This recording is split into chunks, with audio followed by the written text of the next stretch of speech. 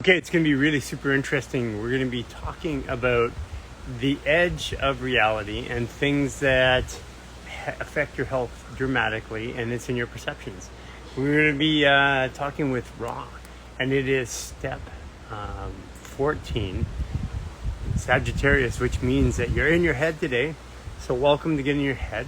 Come on in, press down here, send this out to a bunch of friends, and give us a bunch of likes. Today's gonna be fun. Looking to get this started.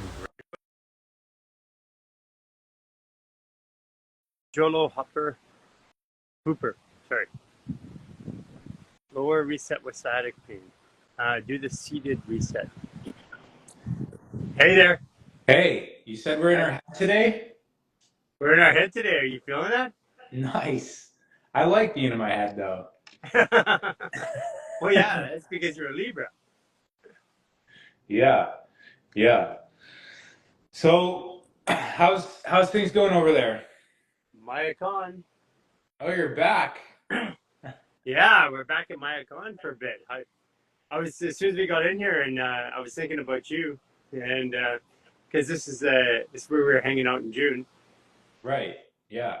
How long are you there? Just for a couple days. We're just getting ready to go back to Canada. We're like winding down. I'm feeling too because I get here, and when you get here, it's like Castle Mayakon. It's like everything slows down, and all of a sudden it's like, oh, I got to do it live. Oh my god, how am I gonna do it? Right. You get up, it's like you get up out of that reality and then you come back to this digital reality and there's a jarring sensation there. I feel that as well, especially like being surrounded in nature. I mean, that's a different energy. That's a different world, I Yeah, feel. yeah, Like, yeah. It really is, and my body knows what to expect because this is I guess the fourth time I've been here, or fifth time. So my body knows what to expect this time. So it's already going into power down mode. It's going into cleaning mode, and it's mind blowing how fast and how much my body remembers from being here last time. the body definitely remembers. It's almost like it gets plugged back in. Yeah, And I noticed that when you go on vacation, you go out of town. If I go on a road trip, for instance, I feel one way, and then almost like soon as you cross the county line on the way back, it's like you get plugged back into the matrix, and you start to feel all of the thoughts and the emotions and the distractions and the anxieties of home, of work life. so witchy kind of woman official asked, where did your mustache go? Yeah, I'm letting it go now. I had it for 5 years, was down somewhere around here with my all my face hair. I don't shave anything, so I just don't grow any hair on the sides of my face. But I got over that chapter. So now I'm shaving. I'm experimenting with shaving, seeing how it feels. Don't know if I'll do that forever. Yeah, it's funny because I don't want to keep. I guess I do want to keep going back to the urine topic because it's so polarizing, man. Like we had about 8,000 people say, "Hey, if you're, I love everything you're doing, but this one topic, if you don't change It's this one topic, I'm gonna leave." And I'm like, really? You love everything we're doing, but one topic. I mean, it must be all be millennials, I think. yeah. Well, they're just not going the same speed on all the topics. So that's where being open, right? If there's an open mind, then you can also handle somebody else doing something you don't agree with and just witness it. Somebody, since we're on the UTI topic, urine therapy topic, yes, it's good to drink even if it's cloudy. It's going back into your system, giving information what your body needs to help and clear out. I had certified health nut. Oh, Troy. I had Troy on here the other day too because we wanted to clear up some of that. I mean, he's an expert. He's been doing it for 25 years, so I want to clear up some of the myths, right? And that guy has a lot of information on it. I mean, he really does. And he was one of the things he was talking about was he was talking about aging it, and it goes from 100 billion stem. It goes from from 100 million stem cells to 100 billion stem cells when you age it for 7 days. When you what for 7 days? When you age it, Oh yeah. Yeah, it starts to grow ormus too. Ormus gold, like Ormus gold, right? Ormus Yeah. mineral. Wow. So it starts to like crystallize in there. And yeah, Troy ages it. He's got bottles underneath his bed, and he sometimes we'll go to the beach and he'll bring this little canister, and it's just aged urine. And we're at the beach, and he's like, I do this thing with the sand where I rub it all over my skin, but then he then follows up with taking the urine and he's rubbing it all over himself. So And then we do some breath you're work. not only that friend who drinks their pee, you're the friend that rubs it all over themselves. Oh yeah. That one's I've got a washed my lot of, hair with it yeah, and things like that. Yeah, you bathe in it. yeah, that one It's got a lot of it's traction. That whole topic is getting traction, which, I was really grateful for, because it's polarizing people. And if it's polarizing people, it's making them think. And at the end of it, our job is to make them think. it's the same thing with the amniotic fluid, right? When we're in the womb, we're peeing and drinking that in the womb for 9 months. Well, the digestive system's not really formed for the full 9 months, but when it's formed, we're cycling our own urine in our mother's womb as well. Yeah, There's somebody, a Starfire Harmonics said, I resonate with Dr. Morse's perspective when drinking urine. I'm guessing that he probably is not. I don't know what his perspective is, but still enjoy listening and tuning into the garage. And I mean, there's a rational response. I don't want everybody to believe everything I believe, and I don't want them to think everything that I think. I want them to test and come to their own reality, which we're going to be talking about today, because if they don't, then nothing moves forward in this world. Right. And so if people think urine is a waste product, then we shouldn't drink it. I mean, I correlate everything with everything, right? So, because everything's essentially a hologram, right? So there's different parts and aspects that replicate in all aspects of life. And so urine would be equivalent to waste according to most people, but it doesn't mean that it doesn't have information in it, right? Like you said, it's got the information of what our body needs. But it's the same thing like if we get into an argument or we blow up emotionally, we could also consider that similar to urine. Like it's being expelled out of us. Okay.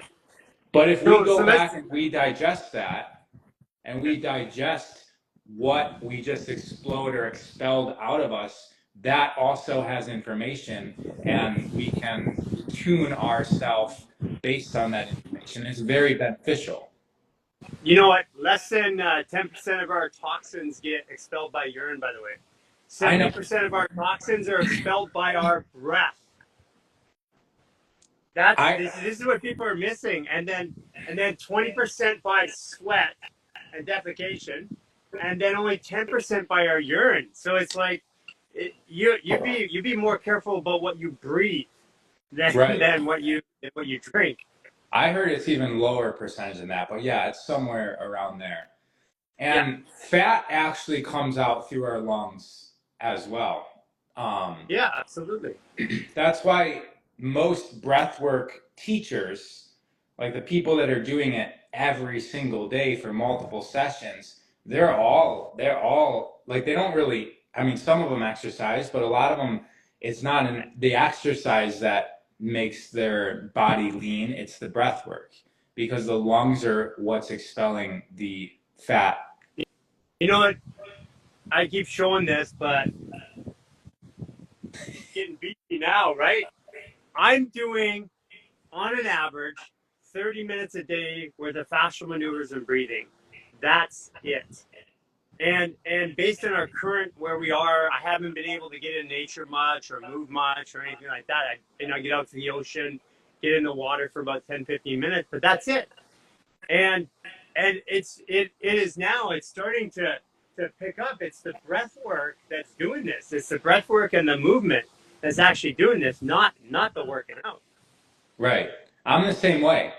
I was paying $330 a month for Equinox membership. I got introduced to fascial maneuvers and I quit going to Equinox. I like but I'm still in a year contract, so I still have to keep on paying. So And so every hold on, day, we gotta put that up as a commercial. I paid $330 a month to go to Equinox. I no longer go to Equinox because of fascial maneuvers. yeah. But I still had to keep on paying. So every day it was this struggle. It was like, do I go take a yoga class or do I just do these maneuvers? And I was like, I'm paying for the yoga class. It's already paid for. And then I would still just do the fascial maneuvers. And yeah, so it just makes me feel better. And I've noticed the same thing, like muscle growth, fat loss. I look healthier. I feel like just walking around healthier. And you know what's interesting is in the very beginning, when I would be watching your guys' videos, you guys would be talking about your ears popping and all of this stuff, and I wasn't getting any of that in the very, very beginning. You're like, say what you're feeling, and that's important. I'd be like, yeah, but there's nothing to say. But then after a few months, I'm getting all of that now, Yeah. feeling, and even during the day, I feel like things get released when I'm not doing the maneuvers, but I know it's correlated to it. So do you have an idea? Have you built a story or a narrative around in your head about why that happens? Have you put a theory?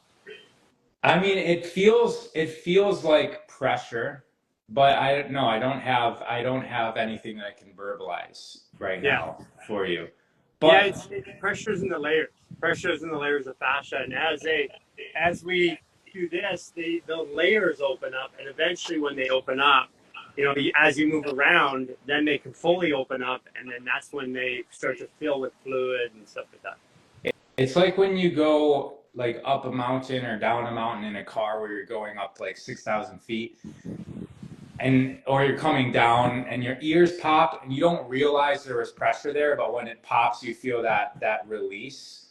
It's like that, but in the body, like in the tissue, I feel that popping, and it feels like, oh, wow, I didn't realize there was pressure there, but it just got released, and yeah, it just feels really good.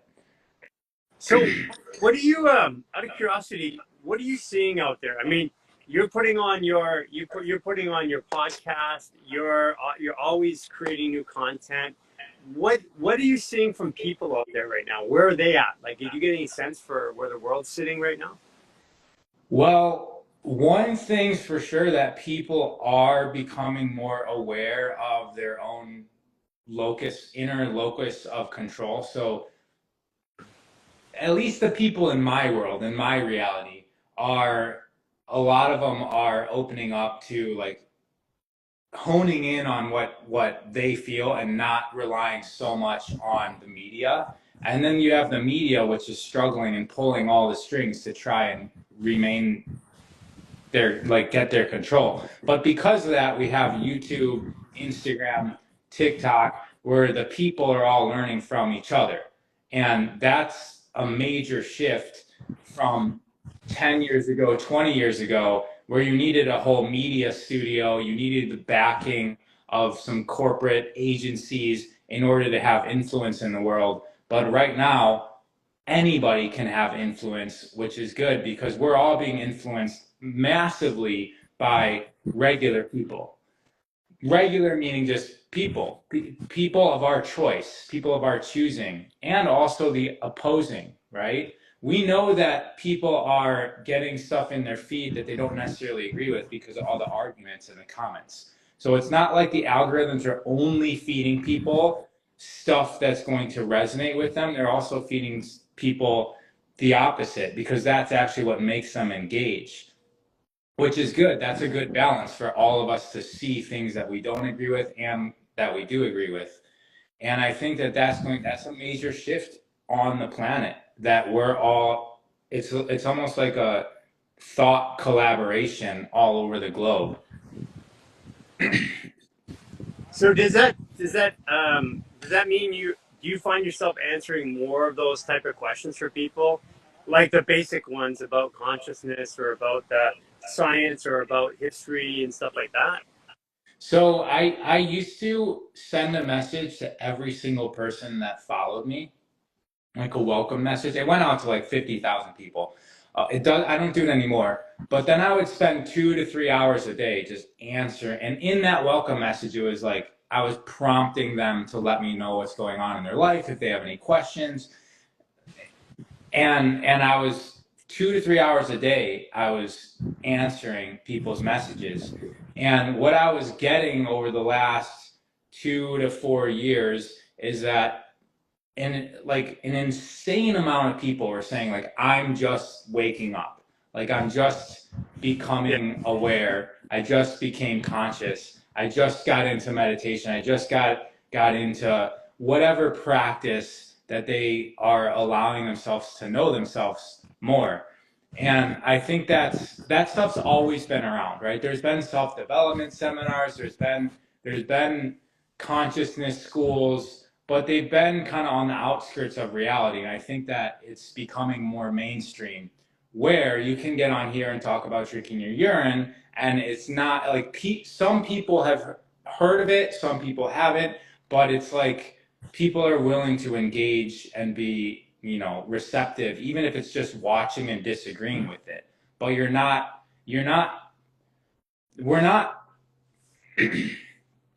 it's still accepted. If people are engaging with you, it's accepted. Otherwise, they just turn off or swipe up, and you'd be done for them. They'd be That's gone. it. That's a good point. The fact that they're still arguing or sending you messages means that somehow, some way, in some part of them, they want more information. They want to learn more. They want to Yeah, experience. they're still a fan. There's just like I feel as the human species, we still get to figure out how to sync up more than we are now, because there's still a lot of noticing the differences as opposed to noticing the similarities. And I think that's where the work is recognizing ourself in others so that we start treating others as if they are ourself. And that's where we actually can collaborate as one human network, if we realize that there's an interconnectedness between us all, and that's where our power is. How do you do that? I mean, you have one of the most calm responses to stimulus, even if it's negative, of anybody I know. So how do you actually do that? Do you get stuff that gets underneath your skin still?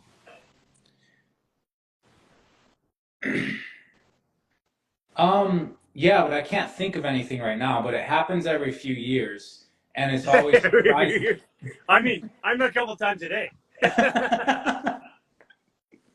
I and it's always surprising to me, and it like it's like something inside me is raising its hand up and saying like, hey, pay attention to me, because I'm like that's what I when I feel I talk and wheeze a lot when I'm teaching, so it may seem to others, I try to, because a lot of people are dealing with anxiety and depression. So I put myself in their shoes a lot, but I personally, if I were to be truthful, barely ever experienced that. I feel like I did though when I was younger. I was at war with everybody. I would be sitting in a room every single day of my life and just imagining like, what if everybody in here wanted to attack me? How would I get out? How would I, could I beat or kill everybody in this room? So my brain's been on the opposite side of the spectrum before in my life, but right now I've really learned that as a creator, our thoughts and our emotions are manifesting reality. And so I know that, or I have the luxury of knowing that if I feel a certain way, that I can link that with how my reality gets created. So I just make a choice to see things and perceive things differently so that I get to experience reality in a blissful state. It doesn't mean I'm ignorant. I do recognize things that are challenges and are stressful, but the struggle's not there. The resistance isn't there. So when you do get resistance, though, what do you do? Like, what is your process? So we talked a little bit about it the other day or the other week, but most of it is coming back to the breath and directing the breath into certain parts of my body and just feeling my feet. So it's basically going back to myself as earth because I have faith, I have a gnosis that I'm a cell of the earth. So if something's jarring me off, that's basically me going, it's focusing in on me as an individual, separate from earth. And when I'm separate from earth, I'm like a leaf on a tree and I'm fighting with another leaf, right? Not realizing that I'm the tree. Right. And so, in order to get out of that zone, I bring myself back to the perception of the tree. And the way that I do that is I basically, it's all imagination. And for me, imagination is reality. So I imagine my feet, my hips rooted into the earth, and the breath is like the universe coming into me. And I fill up my belly, I fill up my heart, I fill up my heart more. And just a few breaths where I'm expanding my rib cage and feeling my heart open up, it goes away. Like it's almost like a bubble gets created around me, but it's the opposite of a bubble. I'm not separating myself. It's like I'm diffusing back into my nature. Well, you're a Libra, and Libra is ruled by the lungs. So basically, you're saying you come back to yourself, which is your lungs. Right. That really works for me particularly, and I never thought about that. So thank you because that means it's not necessarily going to work the same for everybody. Well, yeah, you get a lot of, like you get. I'm an Aries ego, and I have strong views, but they're loosely held.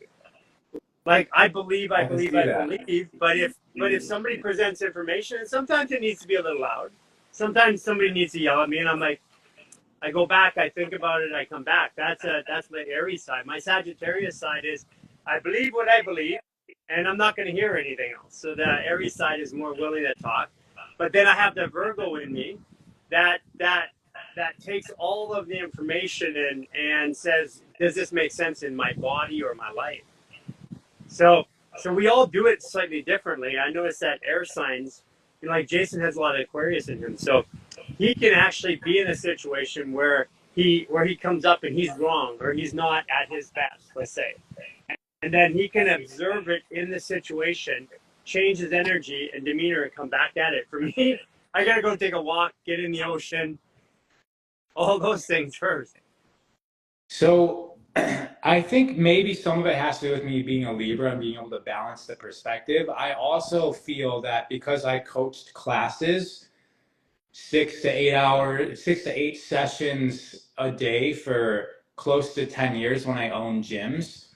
When I was teaching, what if I had 15 to 20 to 30 people in front of me, I would really have to put my awareness into them.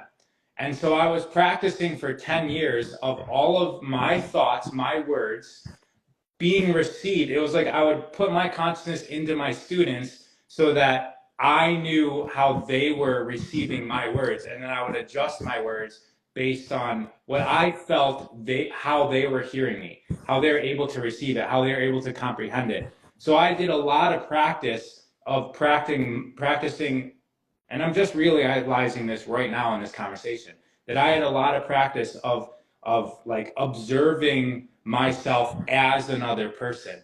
And so Right.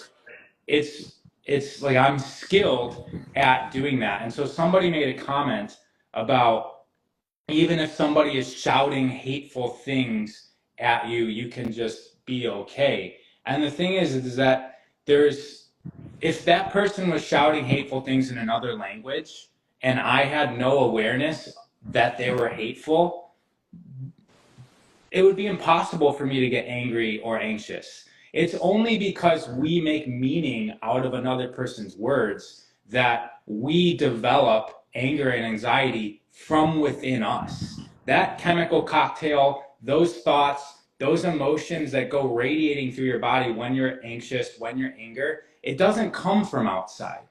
It all gets built within ourself, which means that it's for us to go into the equation of it and resolve it. And what a lot of people do is they feel the cause of their inner turmoil came from somebody else, but it didn't. So they're seeking the answer in an apology from somebody else. They're seeking the answer in hurting that other person or being vindictive back to that person because they feel that that's the source of what they're feeling inside. But the source doesn't come from outside. All of that came and was developed from within you because you chose the meaning of the event, no matter what it is. And it can be things that are hurtful. Like people think we're humans, we're bumping into each other. Accidents are happen. Sometimes they're not accidents, but sometimes somebody needs to make a choice. It's feed their family or feed your family. They're going to choose feed their family, and they might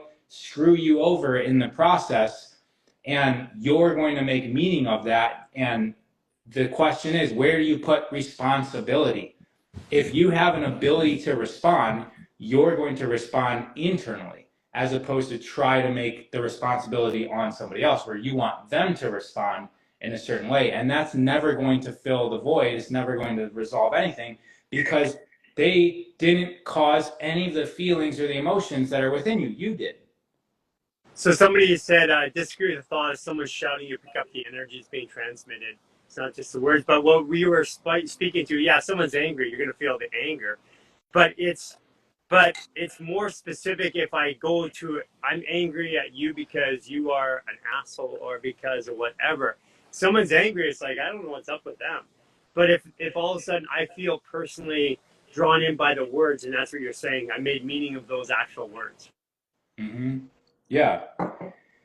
And can we discover, so back to what I do, my personal process is back to like, instead of the meaning for me, what's the alternative? Like everybody does what they feel is correct. Not a single action on this planet happens because somebody thinks this is the wrong thing to do.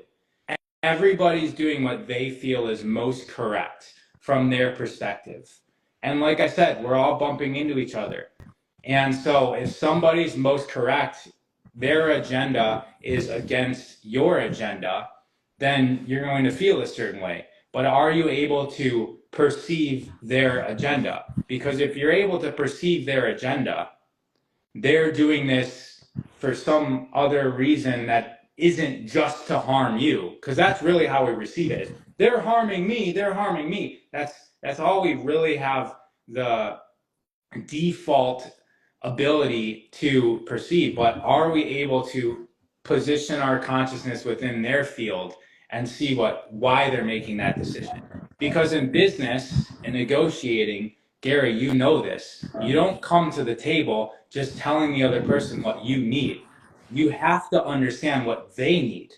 And the whole deal gets negotiated because you're helping them resolve their needs. And in the process, you get your needs resolved. Yeah, absolutely. I mean that is it. It's about understanding the other person, and sometimes those words get in the way because I have made meaning to them. I find that a lot when I'm dealing with culture, like certain cultures. It's about respect or it's about a deal. Like I grew up in Vancouver. That's a Vancouver version of China. So and you've got Cantonese there, who it's about the money and the deal, right? But if you get the Japanese, it's about the pride and the honor. And so a lot of the discussions come in from a very different cultural place. You got a lot of Eastern Europeans. It's about the respect, right? And so or there are some cultures that are self-deprecating, and so they use those words based upon their cultural beliefs, which can be very hard if I don't have a capacity to truly understand somebody, to truly get in their shoes, ask more questions, and I'm not going to get it. And this is where I've been working on this, Rob, because I like to move. I move fast, and then when I'm moving fast and I'm talking and I'm in a vision or going in a direction, um, when I'm going that direction, I don't want to hear anything. When I stop, I'll listen. But when I'm driving the car, like, don't tell me I'm going the wrong way when I've already pointed and shot the arrow. It's no good when it's left the quiver or left the bow.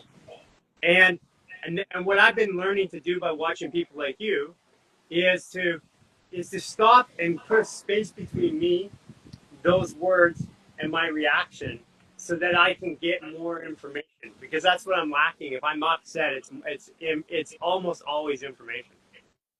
There's a concept of just not making a decision or not reacting for 24 hours. And if that's too much for you, then do 24 minutes. And if that's too much for you, even 24 seconds is going to be enough to buffer that that immediate reaction, and you can breathe through it, and there's a little bit more absorption of life's events if you can just learn to witness without even the words, right? Like you said, the words get in the way. If you just learn to witness what is, because the fact of the matter is, everything's happening as it's happening. And from my perspective, it's happening perfectly as it should. Otherwise, it wouldn't be happening. Every event is happening perfectly as it should. Otherwise, it wouldn't be happening. So for me, underneath that gnosis, I am contradicting my truth if I think that something is wrong. And that's just how I operate. Everything is. I would even say it's happening. So even the label of perfect is a little bit off truth. But it is happening, and what are we going to do with it? You brought up something interesting with the cultures though. Yeah, like Germans, it needs to be right. It needs to be correct.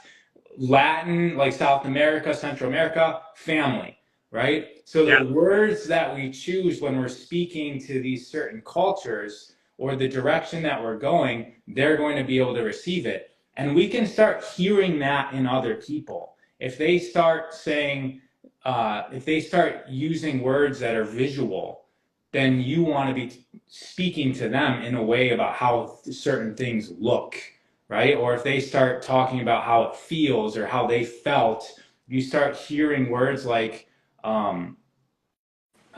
audible words. Like if anything comes up where they talk about a sound, for me that's like a trigger. So I've got certain triggers to read people. The senses are one, right? So if you say like, hey, you just went to Jamaica, how was it? And they start talking about the beauty of the sights, I know that person's a visual thinker, learner. They feel and vision.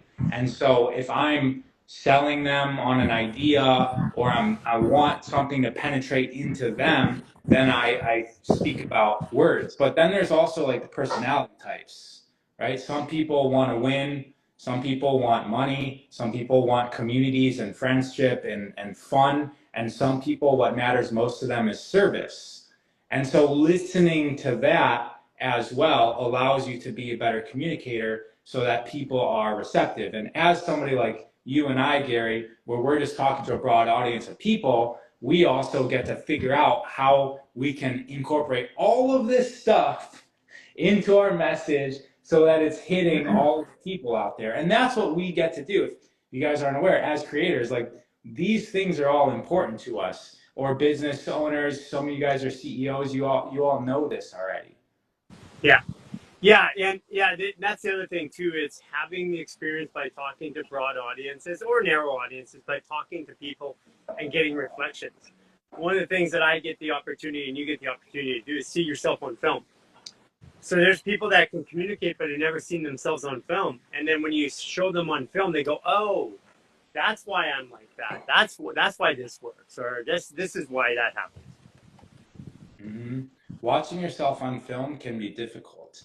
The Yeah, first 3 times I videotaped myself, it was very, I mean, it was many years ago, is when I owned the gyms. I was like, I'm going to start videotaping my lectures because I used to lecture in the gym with a whiteboard and talk about things. I'm going to start videotaping my lectures. And man, it was very difficult to hear how many times I said, or how Yeah. many times I stared at the ceiling, or like my posture went kind of lazy. And I do this thing also where I kind of have fun with me being like making a mistake, and that's something that's actually what I'm dealing with now, is like being okay with me not being precise. But I went to a dentist and she was doing x-rays on my mouth, which I hate. Um, and she kept on making mistakes. And when she made a mistake, she was doing what I do, which is kind of like playing it off and laughing it off. And I was like, yo, you're putting radiation into my entire body. And you keep on having to redo this over and over because you keep on making mistakes. And it was like, okay, well, this is how my audiences are perceiving me when I just kind of laugh off that I wasn't prepared to give this talk. And so that really taught me to to basically be aware of that. I had to Yeah. go through getting radiated, like Yeah. literally. She had to take like 5 different times to do one thing because she kept on messing up and just be like, oh, whoa, silly That me, is I messed up hilarious. again. That is hilarious. Giveness 31 says, can it be dangerous manipulating people with all this? And I have one thing to say about that. I've learned that all of these techniques and skills, they only work to a point, and then the true emotion or the true intent comes through. And the other thing too is I find that until people have the ability to see if something is manipulating or not, or good or not, they don't learn the skill. You can give it to them all day long. I've had 20,000 employees. I've trained, I don't know, 5 or 6,000 salespeople. No, probably 10,000 salespeople in my life. And I find that the ones who get it are the ones who have discernment or can discern. Because you're right. I mean, what we're trying to do is communicate, and it's not manipulate, it's communicate. And if I communicate and you agree or it feels good, you're going to have a response. And that's what we want. We want the communication response. What do you say to that? So all business is relationship, right? So the better that you can communicate, the better that you can relate to other people, see things from their perspective, and develop a win-win situation. It's not like sports or like what how we are taught. In business, it's the real world. It's not what we learn in school is not the real world. So the only way that negotiations happen is if everybody feels win-win. And in magic, so the way that I define magic is that, well, there's many definitions, but in magic, I'm not going to go into my definition, but there's in magic there's white Abracadabra? magic. Yeah, there's that. But there's white magic, which is essentially like good, like you are desiring the benefit of all, and then there's black magic, which is you're basically hurting another, taking advantage. And the thing is, like, if you think about like what a, I'm not going to go into witches, but I'll go back to the point I'm trying to make, which is Oh, if okay. you're trying. Oh, you just went into witches. I'm All gonna go back to that point I'm trying to make. right. Witches. All right, I'm gonna say what I was gonna say about witches. Witches are, but um, if you're going to rape reality, then you're raping yourself. And Yeah. that's what because I got into all of this manipulating reality in the seduction world when I was 18, 19 years old. That was my entrance into meditation, into manipulating reality, into going into the earth in people's dreams and popping up in their consciousness. It was all within the world of seduction. What I learned is that to be of benefit to people, to not rape them, even if it was mentally or on a spiritual plane, You'll because get you're it back. You'll essentially, get it back for sure. yeah, You'll get it it's back. coming back. And I was going to say that the witches thing, the way that they're traditionally um, portrayed is with like a crooked nose and a bent hat and warts all over their face. And that's not necessarily how women are, because women are essentially what they would label as witches. But the witches that were into the black magic, the ones that were being hired by the elites or being forced by the elites to cast dark, evil spells on other people, that's eventually like it corrodes yourself and you end up broken, disabled, like the traditional character of a witch, which not all women that are messing around with spells are like that, but that's where that comes from. I mean, effectively, aren't we all casting spells? Yeah, that's the thing. Is we're doing this whether we're aware of it or not. So if you're getting angry at other people, then you're just going to get more of that. That's the whole thing with manifestation. I love the word abracadabra. With my words, I create. Yeah. I heard you talk about that before. Yeah. And it's happening instantaneously. And it's the words, it's the thoughts. A lot of us don't realize that the thoughts that we're having, even though we don't physically say it, they're programming our body, they're programming our cells, they're programming our reality and our perception of reality. So the person that we need to develop an awareness most is with ourselves. I was speaking earlier of like being able to put my consciousness into other people. That only happens if we're able to do that in the different aspects of ourself, because there's a large portion of ourself that's trying to protect us. There's the positive mind and the negative mind. If we imagine we're standing at a street, the positive mind is going to tell us to cross the street because of what's on the other side. The negative mind is going to tell us not to cross the street because we're going to get hit by a car. And so both have a purpose, right? The negative mind is wanting to stay safe, wanting to protect us. Positive mind just wants to be okay with everything. And then there's the neutral mind, which is going to be in the experience of what you actually do. And we got to make sure that we're balanced in there. We're not just like fearing everything. And we're also not just like okay with everything, because the way that we're designed, we have many different aspects of ourselves that are all working to keep this unit safe, healthy, happy. And are we able to communicate, relate with all the different aspects of self? Because if we are, then it makes it easier to communicate, relate with others. So somebody, said something about negative and positive, but I want to say that negative and positive doesn't mean good or bad.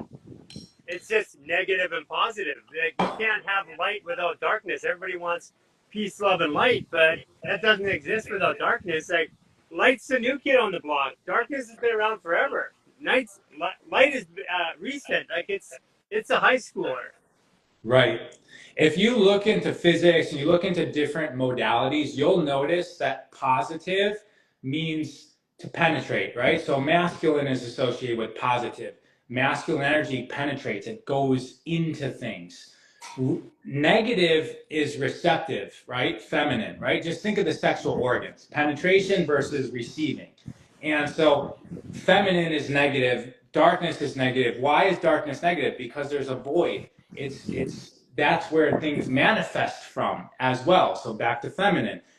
We create from the darkness. Now, why is there association? Why do we feel positive is good and negative is bad? The association with that is because if you're giving out a lot, that's looked at as good. If you're too negative, that means that you're receiving too much. You're taking, taking. And that's where you're like a black hole that's just sucking everything in. So a balance between positive and negative is just, it is. But the reason why we perceive positive as good and negative as bad is because negative means to receive and positive means to give, and we associate that with good and bad. Yeah. That's my So, thing on it. that is no, that's 100% true. So we have all of these belief systems that we have in society about what is right and what is wrong, what is good and what is bad, and that's how we started off. We started off talking about urine therapy because some people think it's right and some people think it's wrong, to the point where they're like, I love everything you do, but if you're going to talk about this, I'm leaving. And I'm like, well, then you don't love everything that I do. You love, that means that you have a condition in which you love. And that's the word but. I love everything you do, but if you use that word but, it essentially means that you just crossed off the first part, Yeah. right? It means that they just negated themselves. And we also, that's another word, right? The difference between but and the word and. I love everything you do, and this makes me a little bit uncomfortable. Talking about urine therapy would be a more like, that would allow them to also still love everything that you do if they just change that one word. Yeah. Yeah. I think it's, these are things that I know that you've grown up with, and I've grown up with, and I've implemented in my life. And here's one thing that happened for me. I had all this correct language and behaviors when it came to business. And then I'd go home and I was just a shitty potty mouth neggy pot. And I That caught myself, like someone actually mentioned it to me. You're just being, why are you always so negative? I'm not negative. I'm always positive. I'm almost always positive. And like, because I'm almost always doing business. But I was so positive there without any openness for negativity that I wouldn't receive anything. I would just be driving. So when I got home, I had to have a balance somewhere in my life. The Libra, I mean, needed to balance. By the way, I'm a Grandmaster Libra in Mars, in my action. So I'm a 24-degree Libra in action. So in that, action. yeah. That's So why you're good explaining things too. yeah, I mean, so I'd go home and I'd be really negative to try and counterbalance all the positivity I'd been all day. It took me a while to figure that out. So my answer was to accept and receive more throughout the day, so that I could give more at night, because I was giving all my energy all day long to be positive, to help people, to believe in themselves. And what it materialized in my stomach, I show you a video of my fat suit, and right around here, which is the stomach is right here, liver is right here. So I had contraction around that area of my rib cage, and my lats would pop out, my belly, and my love handles popped out. I remember that. Yeah, so that was because I was giving all day positive, and I was giving to people who weren't positive enough themselves. So I was trying to use my belief to help them get over their disbelief. And the solar plexus is where you give out from. Yes. That's what gets you up in doing that action. So that was out of balance, Yeah. essentially. That's where all the energy was getting stuck. Yeah. Yeah. And by the way, I'm just now clearing that up after actively working on this for 5.5, almost 6 years. I'm just now getting to the point where it's all letting go. And I'm diligent at it. But the way that it came into my life was if I'm having to convince people constantly, then I'm talking to the wrong people, because if I'm doing that, I'm going to go home to the ones that I love, and I'm going to be negative. There's Right. no way that energy has to balance, or it's going to stay in my body, cause disease. That what you just went over right now is I think something that a lot of people are dealing with and they have no awareness of. Correct. All day long, they're being the perfect human being, and then they go home and they can't understand why they're arguing with their partner, having these blow up arguments over things that don't matter. And it's because of the energy. It's the energy. It's just unbalanced, and you're pulling it all back in when you go home. Yeah. Another thing too is, before the average person we had cars, because if you go back even 50 years ago, the majority of people didn't drive in cars. Today, a family of four has got 3 cars quite often. So we before that, there was a lot more domestic abuse before road rage. Road rage took out the energy, so by the time I got home, I'm not beating up my partner. Road rage is something I took me years to get over road rage, but that is another because I used to be like baffled of like why how is it that I'm like cussing and swearing and yelling in my car at another person? Like it doesn't make sense. It doesn't feel like me. Um, Because but that yeah, energy's looking for a place to get out. It's like it right. wants, your body naturally wants to rebalance. But we have these rules that say I can't be like this. I have to be positive. I have to be, and if I don't allow myself a time to just be negative, or to receive is another way to say it, like you said, is to just receive. If I don't allow that space at some point in my day, it's going to come out in places where I don't want. So it's better to have a little balance throughout the day. And that's also why we tell jokes. That's why humor is there, because humor pokes fun at society, especially a lot of humor does.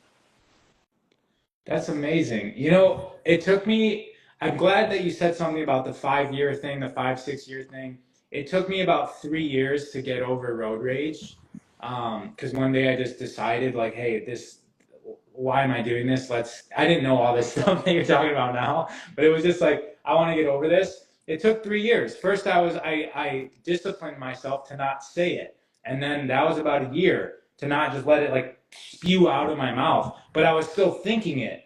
And then it was like, okay, how do I like get over these gymnastics? Like, how do I figure out the equation of not thinking it and then eventually not feeling it? And right now, I'm completely fine no matter what anybody does on the road. But it took years, and that's what I hope everybody gets is that you don't just make changes in character that happen in a couple weeks. You don't just get to go to a self-development seminar and then like walk out and you're just, a different person.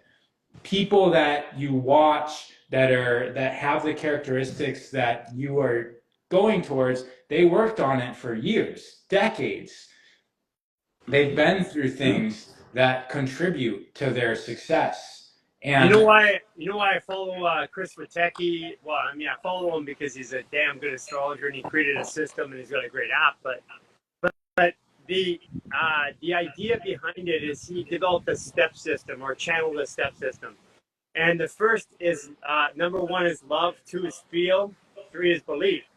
And if I make a major change in my life, I need to see that change through all 12 archetypes of time, which is all 12, like Cancer, Sagittarius, whatever. So I have to see it through there. That's why 1 year I say I don't love this, so I love doing this. So I'm making a new decision. And this is my decision, I'm gonna not speak it. Year two, your feel. Now it's the feeling it through that whole cycle. Year three is the belief. And on the beginning of the third year, now you have a new formed belief that's not shooken by a space or time or somebody. Because I can change my belief for a month or 3 months or 6 months.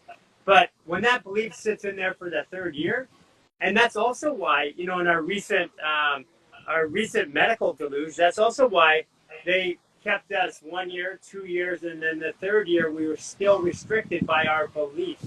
We didn't leave our country, we didn't travel because we had that feeling of restriction. That's actually why they did it that way. it's crazy the program. I mean, those of us that didn't watch TV weren't programmed into any of that. Like literally none of that. And we just continued, like life just went on. Even if we got some symptoms, it's okay. Like we have an immune system for that. It's just they took the flu and like made it into this thing that was able to control the entire world and shift a lot of the currency into the hands of these megacorps. It's it's crazy. I mean, there's many different reasons that could have happened, but I'm sure everybody You're has gonna their love that. If you got road rage, I gave somebody a middle finger, they followed her home with a gun in the back window. yeah. Could have just as easily blown them a kiss, and you would have been on your way happy, and they would have been laughing. Yeah. You know, that is actually funny.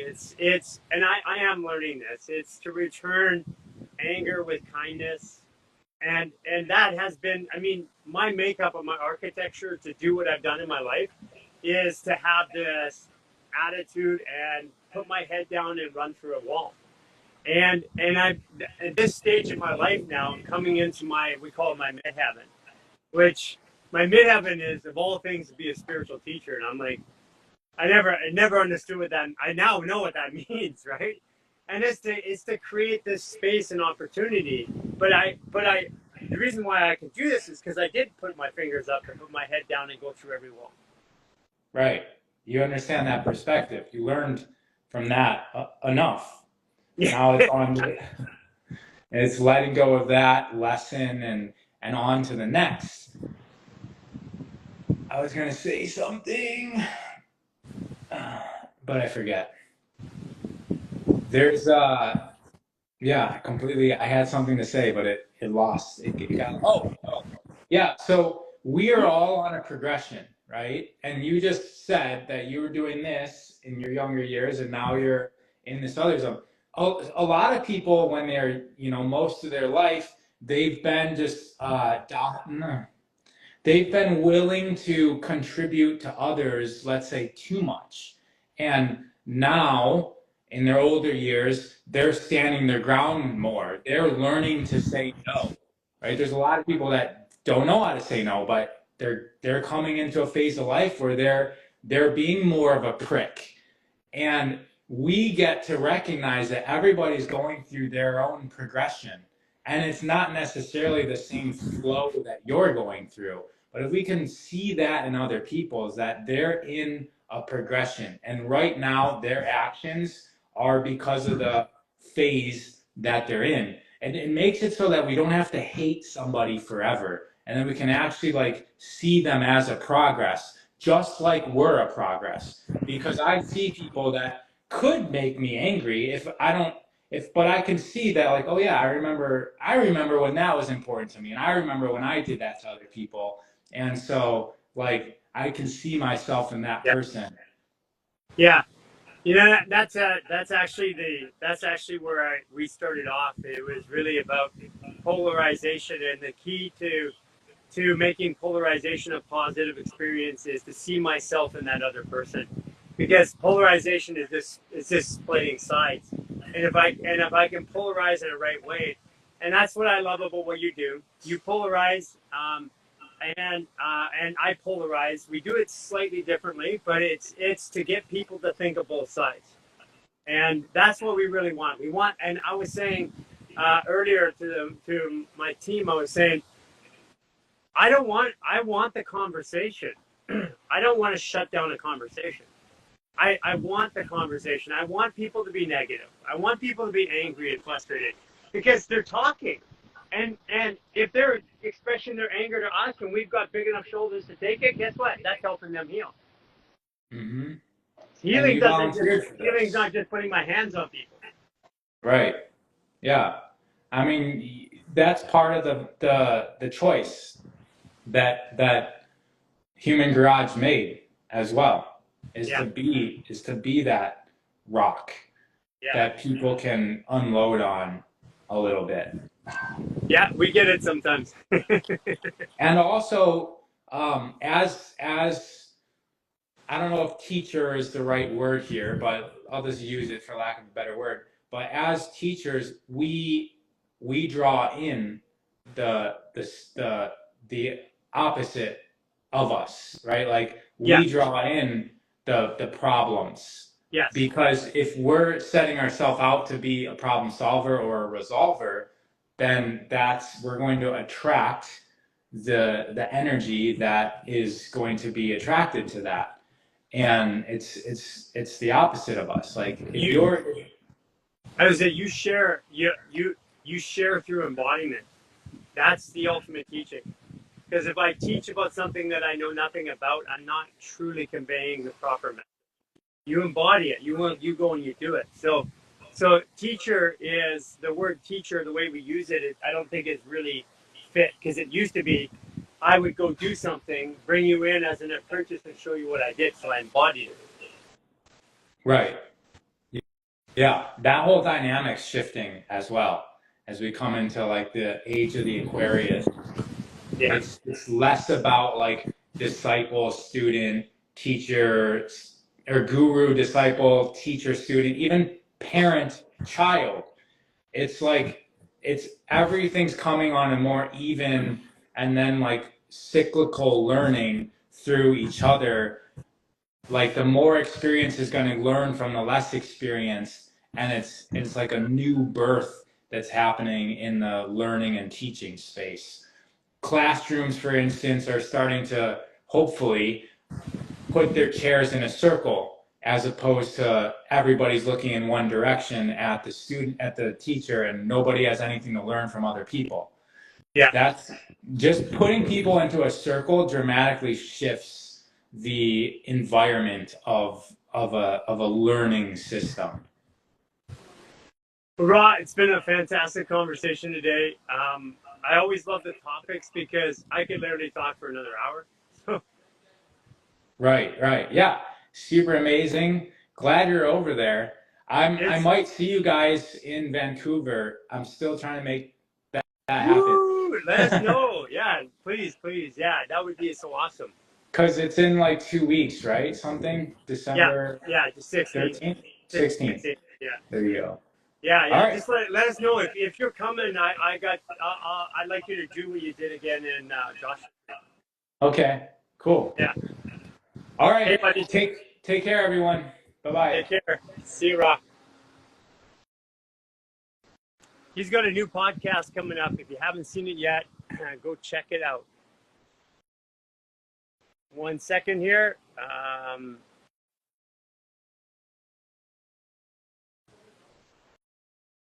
Okay. Yeah, he's got a new podcast coming out. He's talking to experts on a topic and different aspects of a topic. He's bringing up thought experts and then putting them in one group. She coming? Laura? Yeah. Yeah. Yeah, she was on there. Okay. What's her? Does she request it? Healing Laura? Okay. Okay. I'll pull her up Can you then. message her too? Yeah, bringing somebody up, guys. There we go. I've got it right here. Hey, Laura. Hi. Welcome back to Portugal. Thank you. Thank you. So, It's nice. So after being in Portugal, I know when I first started talking to you. Oh, first of all, Laura Berbauer, you're in Portugal. Yes. You were in the fashion business forever. I was, yes. And you went to Portugal to do what? To kind of de-stress, to find myself, to explore, and now I'm writing my new story. And you are a 25-degree Scorpio. Yes, I am. And my rising, I'm a 0-degree Leo rising and a 19-degree Virgo moon. Whoa, that's a lot of mastery. That means you've had a lot of stuff coming at you the last 3 years. Oh, yes.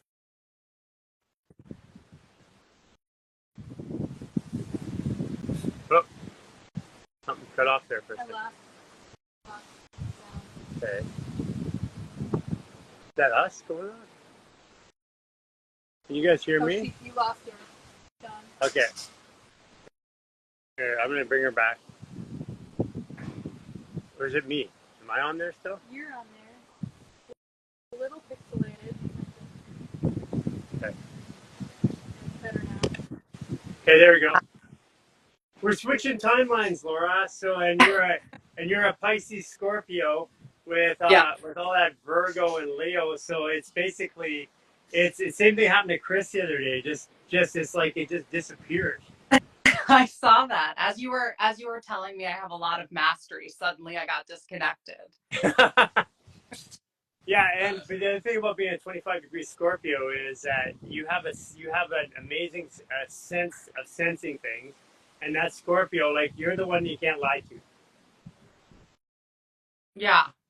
Yeah, for sure. And I definitely I feel that I sense a lot and I feel a lot.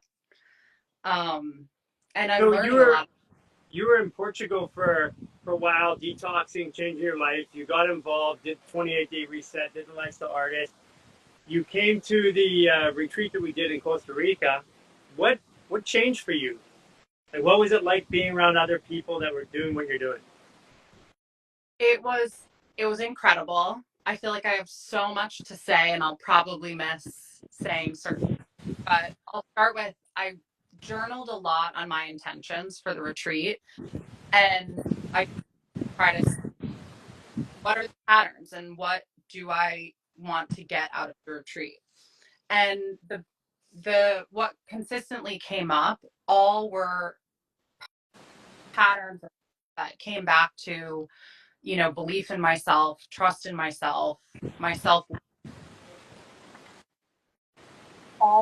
all during Costa Rica, I being around people, you were able to not only just be yourself, but have the same kind of language and mindset, allowed you to not only have conversations out loud live, which we have an amazing platform on with meetups all of the time, which are great, that added energy live, and that immediate kind of constant feedback of if of your intentions and you start bringing up a story or a pattern or an narrative that not the direction you want to go in, you have those people holding you accountable that love you to be able to go, oh, that's not who you are now. Um, and I found that whether or not it was something, a direct interaction, or you were watching something else happen, if just observing and knowing that everything there was to teach you something really helped me all of a sudden have this light bulb moment of the only thing that is holding me back from accomplishing anything I want is my own narratives in my head. Asking for what I want, asking for what I desire, like believe, and all of that goes to just believing in myself. And we get stuck in our heads, and I get stuck in my head of like these narratives that have nothing to do with what's happening in reality. And in Costa Rica, it like hit me hard in the best of ways. And I just realized like I am the only thing standing in my way. And so if I stop standing in my way, which is so empowering, then I can get rid of my limiting beliefs and just like, well, what's out there for you? Like the world is out there for you.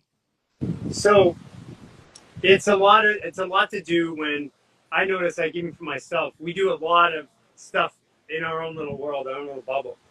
And we even do maneuvers with each other, and we practice our version of our values with each other constantly. But Yeah. when we get in, and when we get into the the group of lifestyle artists or community, all of a sudden everything amplifies in a good way. I get all the feedback from all the things that I've been practicing and thinking and where I was, and that's what made the change for me. Is for me, I love getting into those groups because that's actually I do all this work, and then I get into the group, and then and then all the change starts to come back in. Yeah. I mean, I felt that. I mean, I felt that being around everybody, I think, you know, just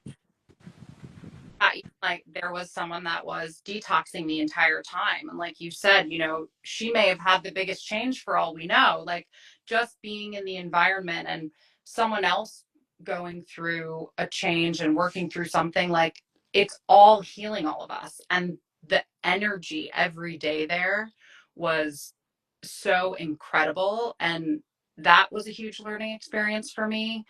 Um, especially as I kind of, I think I shut down being able to receive and feel all of that kind of energy. Like if I go into a toxic environment. And there we were in a loving environment. And so you feel all of the different emotions, anger, grief, sadness, anything. And if you're feeling it, whether or not you think it's yours, it is a part of you, and you can work through it. And seeing the simple partner maneuvers that weren't even like it, you could get into swinger and then just be another support there, and slowly turn someone a little deeper to get them into not to get them there, they were really bringing themselves into that deeper position, like to see how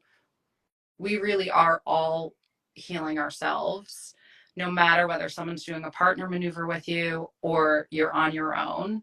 Like, this learning and this platform to be able to heal yourself is just, and there's no for it. So that brings me to a question. So when you've been practicing by yourself, you go practice with somebody else. What's the difference? So in the beginning, it was very like hesitant because it's something so new. And I feel that you want to first, you want to make sure that your energy is kind of in a positive space, or maybe positive is the wrong word after your discussion with Rob, but you want to be in a clean space and a clear space, and to be kind of open to feeling their energy. So I think the biggest thing was putting your hands onto someone first and connecting into their energy and kind of letting them guide you through what was needed. And in that, the more I did it that week, kind of the more I started to trust myself of, oh, this is the sensation when like someone's more constricted, or, oh, this is the energy I'm feeling when I'm connected in. Like, I could feel, once I was connected in, like tingling and heat in my hands. And so I know for me that means that I'm connected into someone. So it's playful, and I know I'm going to learn more and more as I do more. And I've been using my mom as a guinea pig here. So So I heard a rumor that you might be getting on a plane coming from Portugal to Vancouver. it's not a rumor. It's true. I'm coming. I'm coming. Woo! Yeah. So for somebody who doesn't quite understand this yet, because Vancouver, first of all, this December 16th, one of the most powerful days in thousands of years, and certainly thousands of years. So it's a transition day, but what would make you want to get on a plane and go to come from Portugal to come and hang out with a bunch of people for a couple of days? The energy and the healing that I received from Costa Rica was just amplified by anything that I could have received just from being here with myself. And that was already huge. And so to be in an environment with, what are you, like 500 other people that are all working through trauma, just helps us work through all of our trauma that Yeah. much faster. And that energy, while it may be hard and difficult, just like catapults you to the next level. And if I hadn't worked through trauma before kind of coming to Costa Rica, I don't think I would have been able to have that aha moment of like, oh, wow, I'm the only thing standing in my own way. I had to get my body out of stress. I had to, work through physically, like bringing my anxiety down and stress down through the 28 days and LSA 1 and 2. Yeah, yeah. And the other thing too is in Costa Rica, you got 50 people that you had a long time with, a week. But there in Vancouver, it's going to be like 3, 4, 500 people that is going to Yeah. be intensely in a short period of time. It's a magnified experience. Like when I see these events is they're like an entire retreat in one day. Yeah. I can imagine, and I'm excited for anybody that is going. And if you are close to Vancouver, if you're within a plane ride, like, you get on that plane, because the experience you're going to take away from it is going to be life changing. So, where do you think this goes for you? I mean, like you're recrafting your world and what you want to be and who you want to be. What does Laura look like in 2 years or 3 years? So I'm in 2-3 years. I'm fully coaching. I'm whether it's on Zooms and in-person classes. I'm involved deeply with Human Garage and spreading the word and traveling and being constantly evolving and helping others to and be empowered themselves to make the same changes that we've all been making, because it's just there's no words to describe it. All I can say is you have to sign up for the 28-day reset if you haven't, and then it all just goes from there. So It's a bit, I still like we're at the stage now where you've seen so many people go through it, their lives have changed. I don't know, maybe even 100,000 people, and I still am surprised at the level of change that people go through. Because the reset for us was years, and people are getting in the 28 day and the first lifestyle artist. They're getting what it took us 3 years to get. I I mean, I'm so grateful for everything that you, Jason, Cynthia, Aisha, Lisa have like all gone through over the past like few years to really do such hard work and believing that it can happen, and having that belief is just so powerful. But I can say that like even I see your face has changed significantly since even just coming back from Costa Rica, I feel like. Oh, I can't hear you. I don't know if it's just me. I'm going through one right now. This whole thing right here is my stomach. It's opening up. It's shifted back here. My body's changed. It looks like I've been at the gym for like a month straight. It's bizarre. So like literally, I'm watching it this last couple of days. So this whole area of my face is moving. Yeah. Well, and the stomach is belief, and that's Sagittarius. Well, and you. Yeah, yeah, yeah. It's and I feel different. I mean, I also feel acceleration into what's coming. This equinox coming up on the 20th. The 16th is a transition day, and then the at the end of the 21st is the equinox, and that is where shit gets real. I guess is the best way to say it in the world, in our lives, and stuff like that. And so I'm eagerly. I've been waiting for this for a long time. So this is not nothing new. And I can see that I can actually see my progression in my face or in my body, which is not everybody sees it there. That's my version of it. I'm definitely starting to see faster results as well. Like I can see in my progress photos and things like that, like things really starting to move and shift faster. And I can feel it with my hands. I can feel it when I do totally twisted, like even just from coming back from Costa Rica. There's areas that I felt stuck in before, and now my body's shifted, and I'm learning like, okay, what maneuvers are am I going to focus on now, because I feel I have a different body now. Yeah, yeah. That's the other part too. Is you open up to new experiences. Like there are things that I wouldn't do in my body 3 years ago that today. I mean, I do stuff in my body today I wouldn't even done as a kid. I would have been scared of getting hurt. I mean I do. I feel really good. I mean it's hard to explain because I don't remember a time in my life where I ever felt good. I Yeah. don't. I mean, I was big. I was worked out. I felt pumped up, but I didn't feel good in my mind. My emotions are going everywhere. I'd have aches somewhere in my body my whole life. Yeah, I definitely it's amazing. And it's hard to explain. It's very hard to explain. Well, I'm looking forward to you coming to Vancouver, and of course we've got all the lifestyle artists after the event up at Lions Bay. Yep, I will Can't wait to show you Lions Bay. I'm excited. I'm excited. Laura, thank you for coming and sharing your experiences. Appreciate it. Thank you for having me on. Bye. Bye. Okay, everybody. We're gonna have some issues here with power here shortly, so this is a good time to make a cut. If you haven't done it yet, go to the December 16th event. If you know anybody in Vancouver, anybody close to Vancouver, I can promise you an entire retreat in a single 3 hours event because of the number of people that magnify.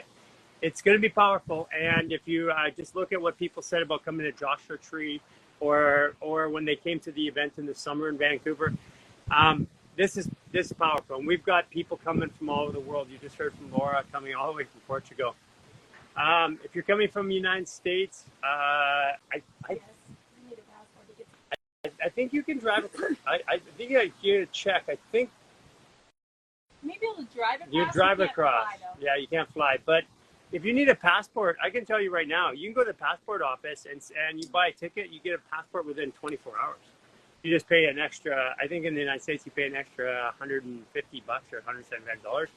But go to the passport office and just do it. If you're waiting for a passport, bite the bullet. I mean, my passport got tore. I couldn't get out of Costa Rica. So when I get back to Vancouver, I have to do the same thing. I have to get a passport in a hurry because I'm gone. So guys, if you know anybody in the Vancouver area, or if you can get there, get a ticket. Children are free. 17 or under are free. And also, if you haven't done it yet, I can get to our YouTube channel and subscribe to it. Super important as we're going to start putting long form content, more than just social media, stuff that you can really put your teeth into. We've got 3 years worth of content we're going to start to load up there. So, but get over there so you'll know when it's coming, and that helps us with the algorithms over there. There's a couple more events if you want to talk about. Oh, on the 17th, we have the next day we have an online event, and it's focused on autoimmune. So if you have a workshop, it's 2 hours. Yeah, it's a 2-hour workshop, and we're going to be doing maneuvers. We're going to be talking about the health recommendations. I'm going to be cutting in this one here because it's on Zoom. I'm going to be telling you the truth about autoimmune. I don't say exactly what I believe about autoimmune and other diseases online here, and there's a reason why. But in those events, I'm going to be telling you the truth about it. So if you have autoimmune, if you know somebody who has autoimmune, if you've been struggling with it, it's on the 17th. We're doing online autoimmune. And then, and that's what,